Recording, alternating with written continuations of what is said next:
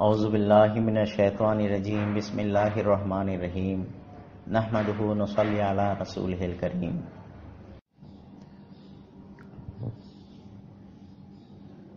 কিভাবে পাপ থেকে মুক্তি পাওয়া যায়? গুনাহ সে নজাত क्यों कर मिल सकती है? হযরত মসিহ মাউদ আলাইহিস সালামের পুস্তক। গুনাহ সে নজাত क्यों कर मिल सकती है?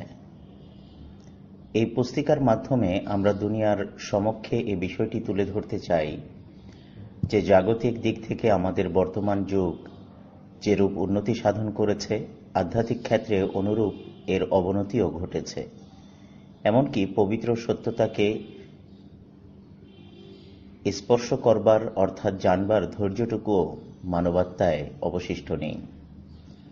বরং মানুষের সম্বন্ধে গভীরভাবে চিন্তা করার ফলে দেখা যাচ্ছে যে কোনো প্রবল অদৃশ্য আকর্ষণ যেন তাকে অধঃপতনের দিকে টেনে নিয়ে যাচ্ছে এবং প্রতি মুহূর্তে সে এক গর্তের দিকে ধাবিত হচ্ছে।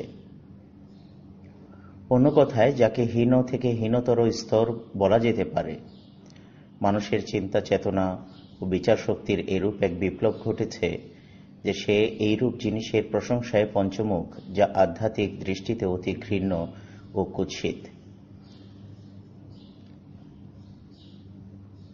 প্রত্যেক বিবেক এটা অনুভব করছে যে কোনো এক আকর্ষণ তাকে অধঃপতনের দিকে নিয়ে যাচ্ছে এবং এরূপ ধ্বংসকারী আকর্ষণের ফলে জগতের এক অংশ ধ্বংস হয়ে গেছে। খাঁটি ও পবিত্র সত্যকে হাসি বিদ্রূপ ও তুচ্ছ জ্ঞান করা হচ্ছে এবং প্রকৃত আল্লামুখী হওয়া অর্থাৎ তাঁর ইচ্ছার প্রতি আত্মসমর্পণ করাকে নির্বুদ্ধিতা জ্ঞান করা হচ্ছে।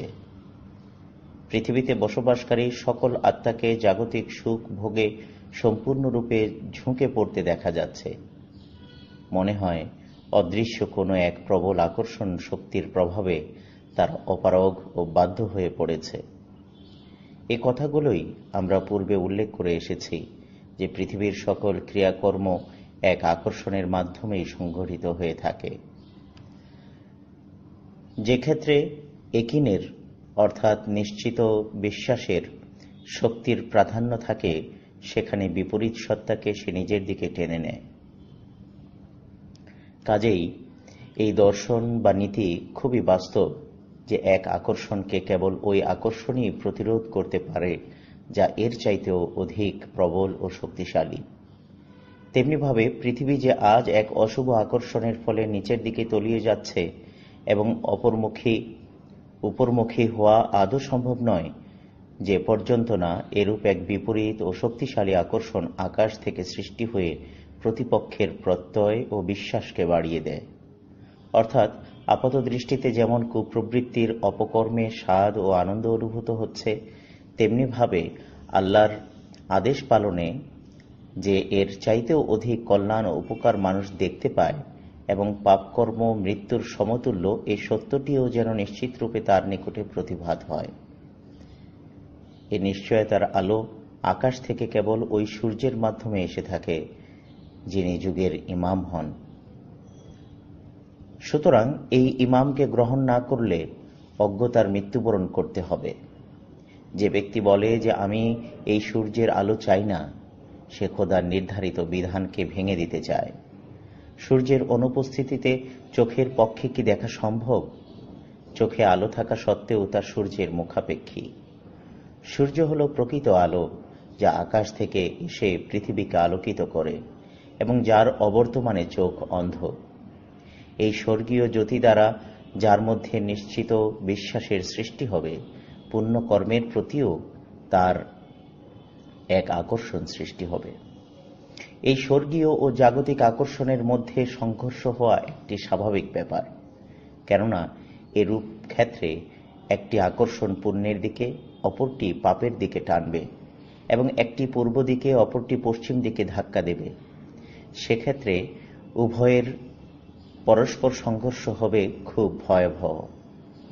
তখন দুই পক্ষেরই চরম আকর্ষণ বিদ্যমান থাকবে, যার বিদ্যমানতা পার্থিব চূড়ান্ত উন্নতি লাভের জন্য অত্যাবশ্যক। অতএব যখন তোমরা দেখবে পৃথিবী চরম উন্নতি লাভ করেছে, তখন বুঝতে হবে এটি ঐশী উন্নতিরও যুগ। নিশ্চিত জেনে রেখো যে আকাশেও এক আধ্যাত্মিক প্রস্তুতি চলছে এবং সেখানেও এক আকর্ষণ সৃষ্টি হয়ে গেছে যা পৃথিবীর আকর্ষণের মুখোমুখি হতে যাচ্ছে। সুতরাং এরূপ দিন ভীষণ ভয়াবহ হবে যখন পৃথিবীতে অবহেলা ও আত্মশ্লাঘা বেড়ে যাবে, কারণ এটা হলো আধ্যাত্মিক সংগ্রামের প্রতিশ্রুত দিবস। নবীগণ যে সম্বন্ধে বিভিন্ন প্রকারের রূপক ভাষায় বর্ণনা দিয়ে গেছেন।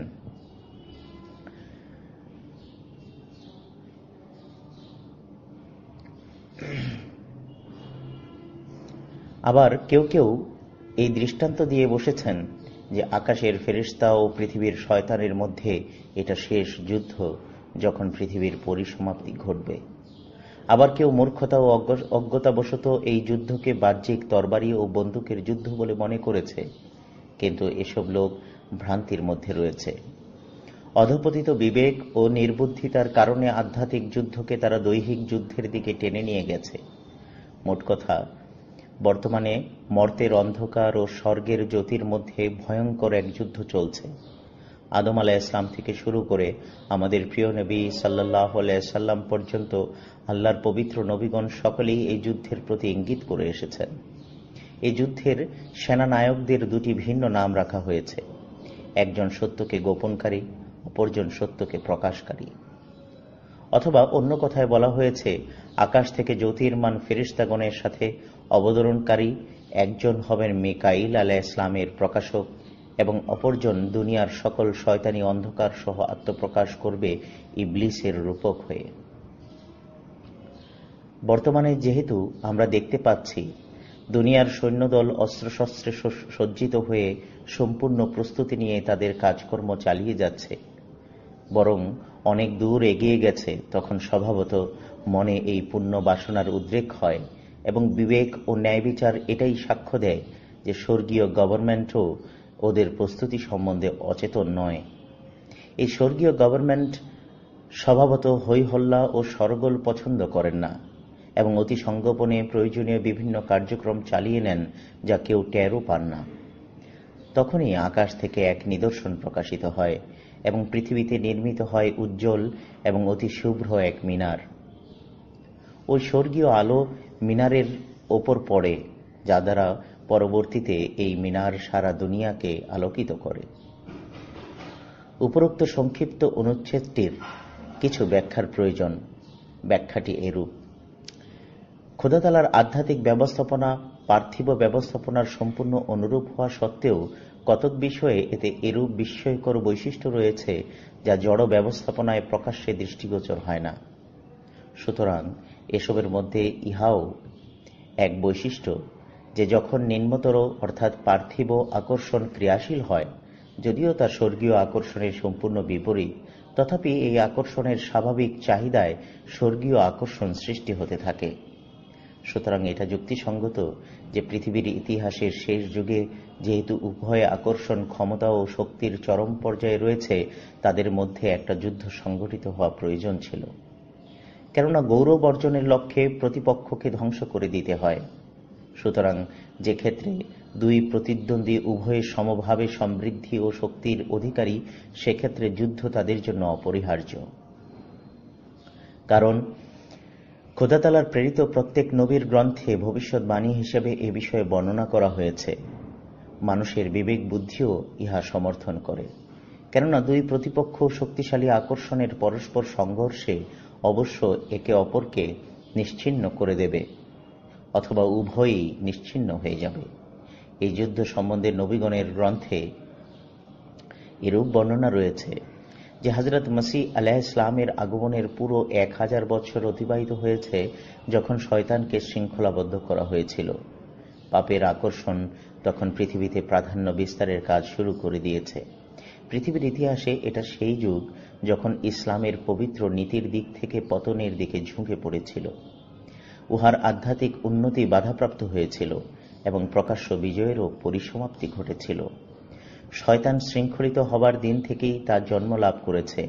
নিশ্চয়ই এরূপই হবার কথা ছিল, কারণ এ সম্বন্ধে সকল নবীসহ বিজ্ঞ ইউহান্না পর্যন্ত সাক্ষ্য দিয়ে গেছেন। খ্রিস্টীয় 1000 সালে শয়তানের ছাড়া পাবার পর থেকে ইসলামের পতন শুরু হয় ও এর অগ্রগতি বাধাপ্রাপ্ত হয়। তখন থেকেই বিভিন্ন কলাকৌশলে শয়তানের ক্রিয়াকর্ম শুরু হলে পৃথিবীতে এর চারা বৃদ্ধি পেতে থাকে। এই শয়তানি বৃক্ষের কতক শাখা পূর্ব দিকে ছড়িয়ে পড়ে, আর কতক পশ্চিমের জনবসতির শেষ প্রান্ত পর্যন্ত পৌঁছে এবং কতক দক্ষিণে ও উত্তরে বিস্তৃত হতে থাকে। বাহ্যিক ঘটনাবলী যেমন সাক্ষ্য দেয় যে শয়তানের কারারুদ্ধ থাকার সময়কাল 1000 বছর ছিল, অনুরূপভাবে নবীগণের ভবিষ্যৎবাণী অনুযায়ীও শয়তানের কারামুক্ত হবার সময়কাল 1000 বছর, যা হিজরতের 14 শতাব্দীর শিরোভাগে পূর্ণ হয়। কিন্তু এই 1000 বছরের হিসাব খোদা তাআলা নির্ধারণ করেছেন। ভবিষ্যৎবাণীর সময় চিহ্নিত করার জন্য চাঁদের হিসাব অনুযায়ী খোদা তাআলার তরফ থেকে ইহুদি ও মুসলমানকে এই হিসাবে শিক্ষা দেওয়া হয়েছে। সৌর বৎসরের হিসাব মানুষের আবিষ্কার এবং তা পবিত্র ধর্মগ্রন্থের শিক্ষার পরিপন্থী। মোট কথা, এই হিসাব অনুযায়ী বর্তমানে যে সময়টিতে আমরা অবস্থান করছি সেটাই শয়তানের অবকাশের শেষ সময়, এবং একথাও বলা চলে যে সে সময় পার হয়ে গেছে। কারণ হিজরি শতাব্দীর শিরোভাগে শয়তানের কারামুক্তির যে 1000 বছর পূর্ণ হয়েছে, তা থেকে 19 বছর, অর্থাৎ এটা 1902 সনের কথা,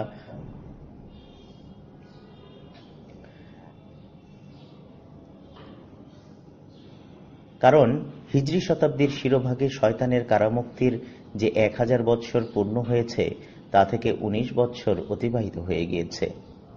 আর শয়তান এটা চাইবে না যে ওর স্বাধীনতা ও কর্তৃত্ব কেউ ছিনিয়ে নেয়। অগত্যা এই দুই আকর্ষণের মধ্যে যুদ্ধ সংঘটিত হতেই হবে। শুরু থেকেই এটা নির্ধারিত ছিল। খোদা তাআলার এই বাণী মিথ্যা হবে তা অসম্ভব। এই যুগ সম্বন্ধে আরও যে একটি সাক্ষী রয়েছে তা হচ্ছে দুনিয়ার শুরু থেকে, অর্থাৎ আদম আলাইহিস সালামের আবির্ভাবের পর থেকে আজ পর্যন্ত 6000 বছর অতীত হয়ে গেছে। এর মধ্যে দ্বিতীয় আদমের জন্ম হবার কথা ছিল, কারণ ষষ্ঠ দিন আদমের জন্ম হবার দিন। খোদা তাআলার সকল পবিত্র কিতাব অনুযায়ী 1000 বছর একদিনের সমান। সুতরাং খোদা তাআলার পবিত্র প্রতিশ্রুতিসমূহের আলোকে একথা স্বীকার করতেই হবে যে সেই আদমের জন্ম হয়ে গেছে, যদিও সম্পূর্ণরূপে তাকে শনাক্ত করা হয়নি। এর সাথে সাথে একথাও মানতে হবে যে এই আদমের আগমন স্থল পূর্ব দিকে হবে, পশ্চিমে নয়। আগে থেকেই আল্লাহ স্বয়ং তা নির্ধারণ করে রেখেছেন, কেননা তওরাতের 2য় অধ্যায়ের 8 শ্লোক থেকে প্রমাণিত হয় আদমকে একটি বাগানের পূর্ব দিকে রাখা হয়েছিল। সুতরাং দ্বিতীয় আদমেরও পূর্ব দিকে আবির্ভাব হওয়া আবশ্যক, যাতে করে পূর্ববর্তী ও পরবর্তী উভয়ের আগমনস্থল সম্পর্কে সামঞ্জস্য বজায় থাকে। নাস্তিকতার প্রবৃত্তি না থাকলে মুসলমান ও খ্রিস্টান কারো পক্ষে একথা স্বীকার না করে গত্যন্তর নেই। অতএব প্রকৃত সত্যকে জানতে ও বুঝতে এখন আর কোনো অসুবিধা থাকল না। এটা অতি সুস্পষ্ট যে বর্তমান যুগ আলো আঁধারের সংঘর্ষের যুগ। অন্ধকারের দৌরাত্ম্য চরমে গিয়ে পৌঁছেছে। ঐশী আলোর অবতরণ ব্যতিরেকে এই অন্ধকারের ওপর বিজয় লাভের আশা করা যায় না। এতে বিন্দুমাত্র সন্দেহ নেই যে শয়তানের এখন দোর্দণ্ড প্রতাপ। ন্যায়পরায়ণতার অর্ধমৃত আলো নিবু নিবু প্রায়। গতানুগতিক ধর্মবিশ্বাস, অকেজো জ্ঞান ও নামাজ সেই হারানো আলোকে পুনর্বাসিত করতে পারবে না। অন্ধকে পথ দেখাতে পারে? কখনো না। অন্ধকার কি অন্ধকারকে বিদূরিত করতে পারে? কখনো তা সম্ভব নয়। এখন তো এক নতুন মিনারের প্রয়োজন, যা পৃথিবীতে তৈরি হবে এবং যার উচ্চতা নিম্নের তথা পৃথিবীর জনবসতির চাইতে এরূপ বৈশিষ্ট্যপূর্ণ হবে যাতে করে এর উপরে ঐশী জ্যোতির অবতরণ হয় এবং স্বর্গীয় প্রদীপ তথা আলো তাতে রাখা যেতে পারে, এবং যার ফলে সারা দুনিয়া এই জ্যোতিতে জ্যোতির্ময় হয়ে ওঠে। কেননা প্রদীপ তথা আলো উপরে রাখা না হলে কি করে এর ছটা দূর দূরান্তে ছড়িয়ে পড়বে? মিনার কি বস্তু তা আপনাদেরকে বলা হয়নি। সুতরাং স্মরণ রাখতে হবে মিনার ওই পুত পবিত্র আত্মা ও উচ্চ সাহসিকতার নাম যা সিদ্ধ পুরুষগণ লাভ করে থাকেন, যারা স্বর্গীয় জ্যোতি লাভের যোগ্য। মিনারের অর্থের মধ্যে যেমনটি এর উদ্দেশ্য নিহিত রয়েছে। মিনারের উচ্চতা বলতে বোঝায় ওই ব্যক্তির উচ্চ সাহসিকতা, ও মিনারের শক্ত ও মজবুত হওয়ার অর্থ হল বিভিন্ন ধরনের পরীক্ষার সময় মানুষ যে দৃঢ়তা ও স্থিরতা প্রদর্শন করে থাকে, এবং এর শুভ্রতা হল নির্দোষিতা ও দোষ মুক্তি, যা পরিণামে প্রকাশিত হয়ে থাকে।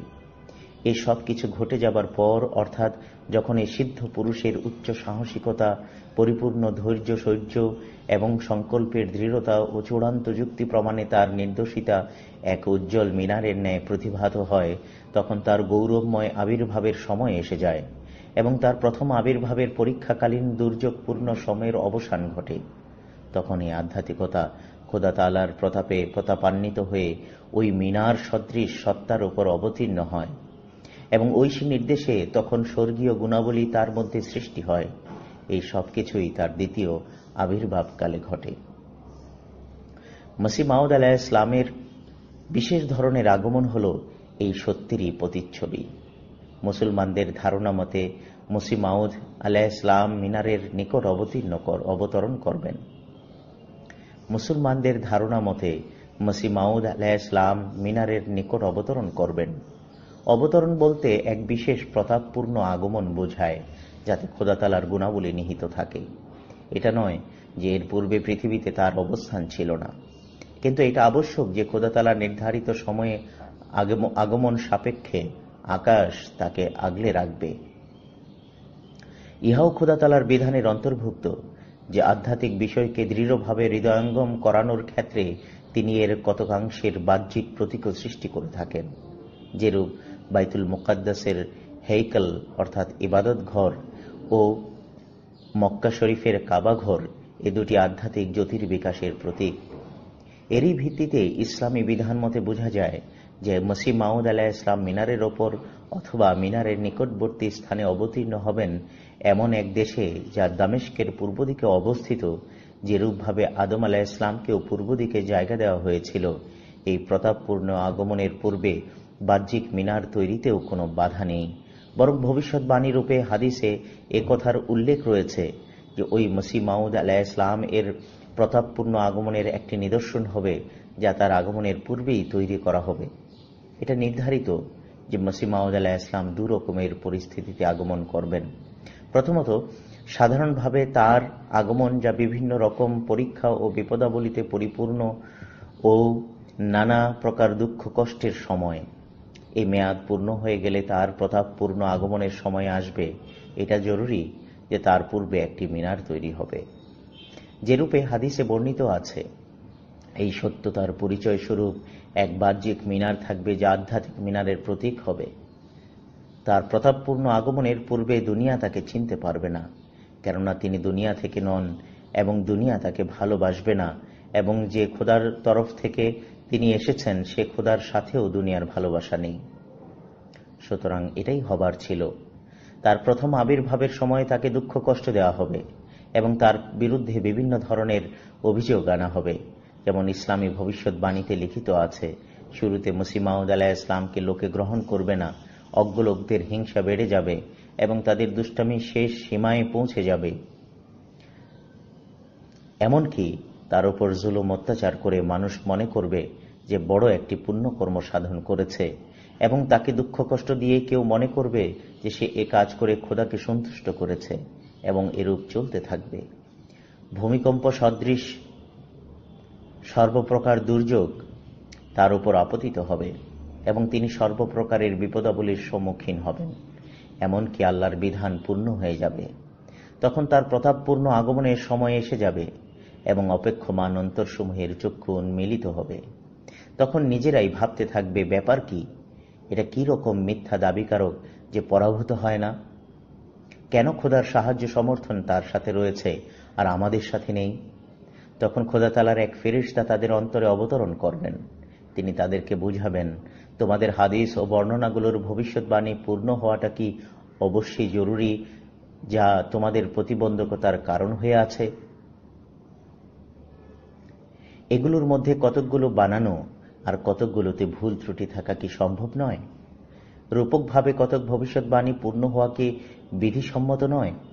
ইহুদিদের ঈসা আলাইহিস ইসলামকে অস্বীকার করার দুর্ভাগ্যের কারণ এছাড়া আর কি ছিল যে সবগুলো ভবিষ্যৎবাণীর বাহ্যিকভাবে অক্ষরে অক্ষরে পূর্ণতার জন্য তারা অপেক্ষমান ছিল এবং তারা চেয়েছিল সবকিছুই তাদের ধারণা মতো সংগঠিত হবে, কিন্তু তা হয়নি।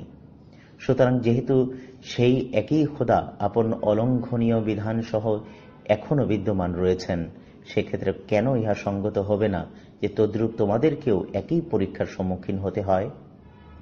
মোট কথা, পরিণামে একই ধারণার প্রতি স্বভাবত মানুষের মন প্রত্যাবর্তন করবে আদিকাল থেকে যেভাবে চলে আসছে। কিন্তু একথা ঠিক নয় যে সত্য ধর্ম ও ন্যায়পরায়ণতা বিস্তারের জন্য এটা বাস্তব যুদ্ধের যুগ। তরবারি সত্যের গুণাবলী বা তাৎপর্যের বিকাশ ঘটাতে পারে না, বরং ওগুলোকে আরও দাবিয়ে রাখে ও সন্দেহপূর্ণ করে তোলে। এরূপ ধারণা যারা পোষণ করে তারা ইসলামের বন্ধু নয়, বরং শত্রু। তাদের স্বভাবতই নীচ ও ঘৃণিত। তারা কাপুরুষ ও সংকীর্ণ মনা। তাদের মস্তিষ্ক নিস্তেজ ও প্রকৃতি তমসাচ্ছন্ন। কারণ বিরুদ্ধবাদীগণের হাতে তারা এমন এক আপত্তির সুযোগ তুলে দেয় যা প্রকৃতপক্ষে কিছুটা যুক্তিযুক্ত, কেননা তাদের মতে ইসলাম নিজ উন্নতিকল্পে যুদ্ধের মুখাপেক্ষী এবং যা ইসলামের নামে এক অপবাদ। কারণ যে ধর্ম প্রজ্ঞাপূর্ণ যুক্তি বা অন্য বিভিন্ন রকম গ্রহণযোগ্য সাক্ষ্য অথবা ঐশী নিদর্শন দ্বারা অতি সহজে আপন সত্যতা প্রমাণের সমর্থ, এরূপ ধর্মের ক্ষেত্রে বল প্রয়োগ ও তরবারির ভয় দেখিয়ে নিজের সত্যতা স্বীকার করানোর কোনোই প্রয়োজন নেই। কিন্তু যে ধর্মে এই স্বীয় বৈশিষ্ট্য অনুপস্থিত এবং তার দুর্বলতা ঢাকবার জন্য তরবারি ব্যবহার করে, সেক্ষেত্রে এরূপ ধর্মের মিথ্যা সাব্যস্ত হওয়ার জন্য আর কোনো প্রমাণের প্রয়োজন নেই। তাকে কর্তন করার জন্য তার নিজের তরবারি যথেষ্ট। এখন জেহাদ বিধিসম্মত নয়, এর বিরুদ্ধে আপত্তি উত্থাপন করে যদি বলা হয় প্রাথমিক যুগে ইসলামে কেন তরবারি ব্যবহার করা হয়েছিল, তাহলে এটা আপত্তিকারীর নিজের ভুল, যা তার অজ্ঞতার ফলে সৃষ্টি হয়েছে। এটা এদের জানা নেই যে ধর্ম প্রচারের জন্য ইসলাম কখনো বল প্রয়োগের অনুমতি দেয় না। দেখো, কোরআন শরীফে কিরূপ নিষেধাজ্ঞা বিদ্যমান রয়েছে। বলা হচ্ছে লা ইকরাহা ফিদ্দীন, অর্থাৎ ধর্মে বল প্রয়োগ করা উচিত নয়। তাহলে কেন তরবারি উঠানো হলো? এর প্রকৃত তত্ত্ব হলো আরবের অসভ্য জাতি, যাদের মধ্যে ভালো মন্দের পার্থক্য করার বিচার শক্তি এবং ভদ্রতা অবশিষ্ট ছিল না, তারা ইসলাম ও মুসলমানদের কঠোর দুশমন হয়ে গিয়েছিল। আল্লাহর একত্ব এবং ইসলামের সত্যতার সমর্থনে সুস্পষ্ট, অকাট্য, পূর্ণ যুক্তি প্রমাণের মাধ্যমে তাদেরকে যখন বোঝানো হলো যে মানুষের পক্ষে পাথরকে পূজা করা এক প্রকাশ্য ভ্রান্তি এবং তা মনুষ্যত্বের বিপরীত, তারা তখন যুক্তিপূর্ণ কথার কোনো জবাব দিতে পারেনি।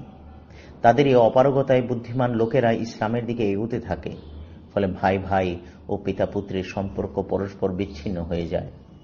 তখন নিজেদের মিথ্যা ধর্ম রক্ষাকল্পে এছাড়া কোনো প্রতিকারই তারা চিন্তা করতে পারেনি যে কঠিন ও কঠোর শাস্তির মাধ্যমে লোকদেরকে মুসলমান হওয়া থেকে বিরত রাখে। সুতরাং পবিত্র মক্কায় আবু জাহেল ও মক্কার অন্যান্য নেতৃস্থানীয়রা এই কার্যক্রম শুরু করে দেয়।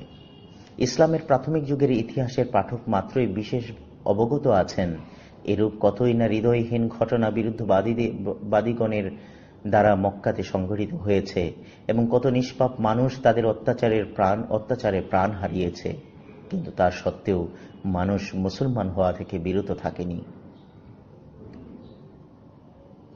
কারণ প্রত্যেক সাধারণ মোটা বুদ্ধির লোকও জানত যে পৌত্তলিকতার মোকাবেলায় ইসলামে কিরূপ যুক্তিযুক্ততা ও ঔজ্জ্বল্য রয়েছে। এই ব্যবস্থায় অর্থাৎ যুক্তিতর্কে সফলতা লাভে ব্যর্থ হয়ে অগত্যা স্থির করে যে স্বয়ং হযরত সাল্লাল্লাহু আলাইহি ইসলামকেই তারা হত্যা করবে। কিন্তু খোদা তাআলা তাঁকে রক্ষা করে মদিনায় নিয়ে গেলেন। এরপরও তারা মুসলমানগণকে হত্যা করার উদ্দেশ্য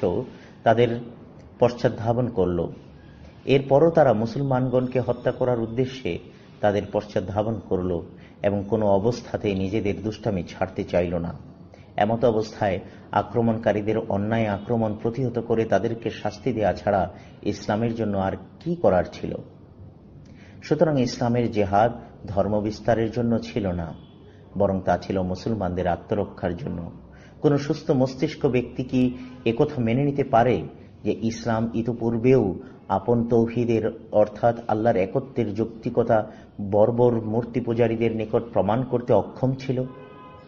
কোন বিবেক বুদ্ধি সম্পন্ন লোক কি একথা বিশ্বাস করতে পারে যে সেই পৌত্তলিক যারা পাথর ও জড় বস্তুর পূজা করত এবং বিভিন্ন রকমের পাপকর্মে লিপ্ত থাকত, তাদের সাথেও যুক্তি প্রমাণে পরাজিত হয়ে ইসলাম তরবারি ব্যবহার করতে চেয়েছিল? মাআজ আল্লাহ, আল্লাহ রক্ষা করুন। এই ধারণা মোটেই সঠিক নয়।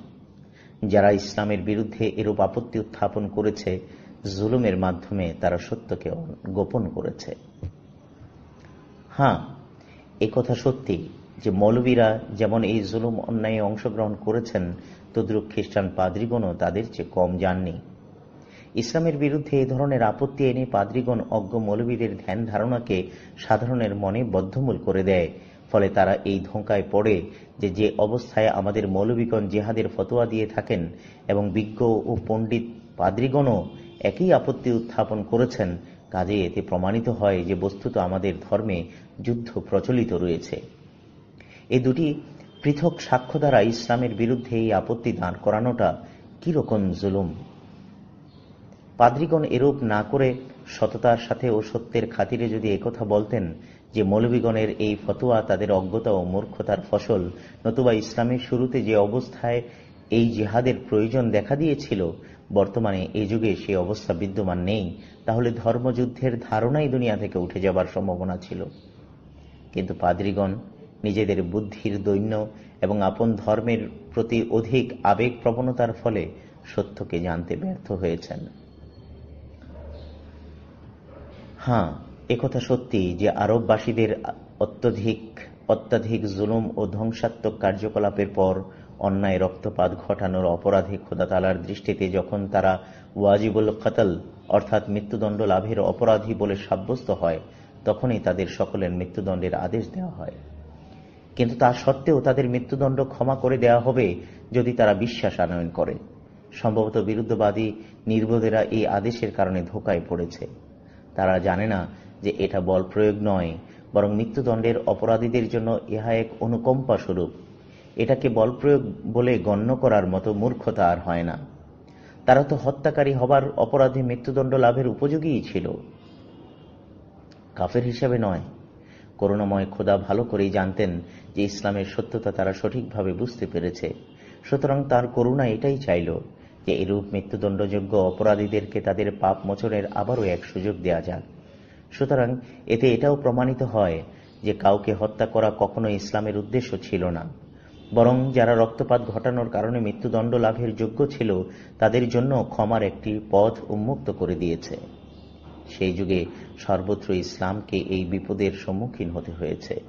প্রত্যেক গোত্রে ঘৃণা বিদ্বেষ এরূপ বেড়ে গিয়েছিল যে কোনো গোত্র থেকে কেউ মুসলমান হয়ে গেলে হয় তাকে হত্যা করা হতো, নয়তো তার জীবন সংকটাপন্ন হয়ে দুর্বিষহ হয়ে যেত। সেকালে সর্বত্রই ইসলামকে এই বিপদের সম্মুখীন হতে হয়েছিল। এমত অবস্থায় তখন শান্তি স্থাপনের উদ্দেশ্যে ইসলামকে যুদ্ধ করতে হয়েছে এবং এরূপ দ্বিবিধ অবস্থা ছাড়া ওই সংকটকালে ইসলাম কখনো যুদ্ধের নামও উচ্চারণ করেনি। ধর্মের নামে যুদ্ধ করা কখনো ইসলামের উদ্দেশ্য ছিল না, কিন্তু যুদ্ধ করার জন্য অযথা একে বাধ্য করা হয়েছে। সুতরাং যা কিছু ঘটেছে নিজেদের অধিকার সংরক্ষণ ও আত্মরক্ষার জন্যই তা হয়েছে। অজ্ঞ মৌলবীরা এই বিষয়ের অপব্যাখ্যা করে এক নির্লজ্জ হিংস্রতাকে নিজেদের জন্য গৌরব মনে করছে। কিন্তু এটা ইসলামের অপরাধ নয়, এটা তাদের নিজেদের বিবেক বুদ্ধির অপরাধ, যা মানুষের রক্তকে চতুষ্পদ জন্তুর রক্তের চেয়েও কম মূল্য দিয়ে থাকে। এখনো তাদের রক্তের পিপাসা মেটেনি, বরং এ কারণেই তারা একজন খুনি মাহদীর প্রতীক্ষায় রয়েছে। ইসলাম এর প্রচারের জন্য বল প্রয়োগ ও জুলুমের মুখাপেক্ষী ছিল, একথা যেন তারা সকল জাতির নিকট প্রমাণ করতে চাইছে, অথচ এতে সামান্যতম সত্যতার লেশ মাত্রও নেই।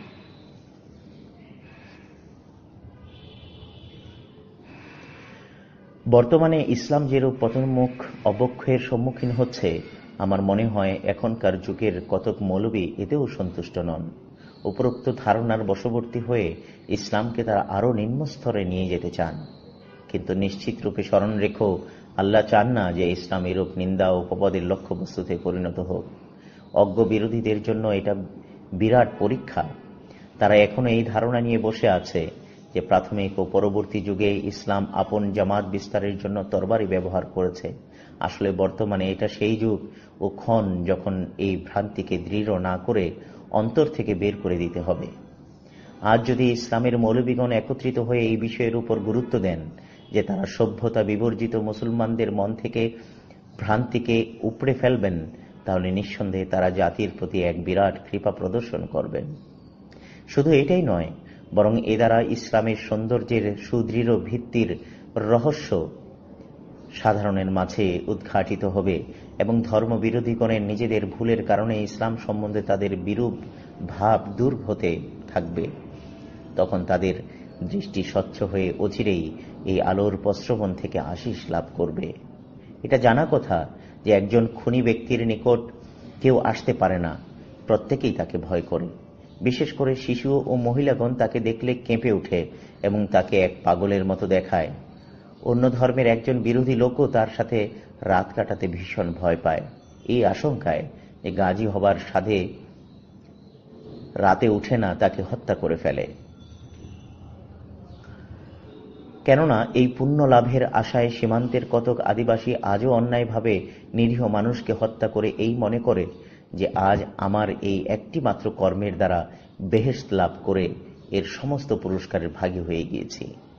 মুসলমানদের জন্য এটা কত লজ্জার কথা যে বিজাতীয়গণ তাদের প্রতিবেশী হয়ে নিজেদেরকে নিরাপদ মনে করছে না এবং নিজেদের মনকে কখনো প্রবোধ দিতে পারছে না যে প্রয়োজনে এই জাতি আমাদের কোনো উপকারে আসতে পারে। এরূপ দৃষ্টান্ত প্রায়ই দেখা যায় যে প্রকৃতপক্ষে মুসলমানদের এরূপ সুপ্ত তথা অমূলক বিশ্বাসের কারণে একজন বিজাতীয় লোক সর্বদা ভীত সন্ত্রস্ত থাকছে।